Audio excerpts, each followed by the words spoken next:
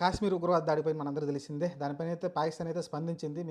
మాకు ఎలాంటి సంబంధం లేదు దానితోటి చెప్పింది. కానీ పాకిస్తాన్‌కి సంబంధించిన లష్కరే తోయిబాద్ ఒక ఒక శాఖకు సంబంధించిన సంస్థే టీఆర్ఎఫ్ అనే సంస్థ డైరెక్ట్‌గా మేమే చంపామని అయితే వాళ్ళైతే ప్రకటించారు. మరి ఒక పాకిస్తాన్ ఒక పక్కనేమో మేము చేయలేదని చెప్తుంది.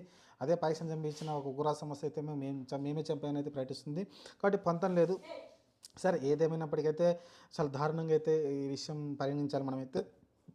ఏదైతే పుల్వామా దాడి జరిగిన తర్వాత ఇంతమంది పెద్దగా చనిపోవడం ఉగ్రవాద దాడిలో, అది కూడా సామాన్యులండి, సామాన్యులను అయితే చంపారు.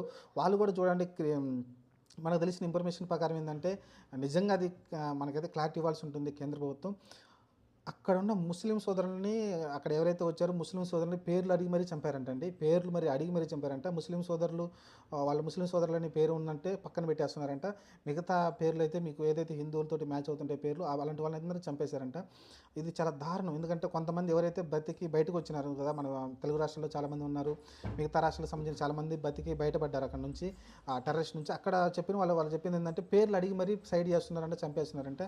మరి అంత దారుణంగా అంటే నాకు ఇది చాలా తీవ్రంగా అంటే దీన్ని ఇంకా, ఎందుకంటే ఈ దేశంలో ఉన్న ముస్లిమ్స్ కూడా మా ఇండియా అంటే చాలా ప్రేమ అంతా ఉంటుంది, ఖచ్చితంగా ఉంటుంది వాళ్ళు ఖచ్చితంగా.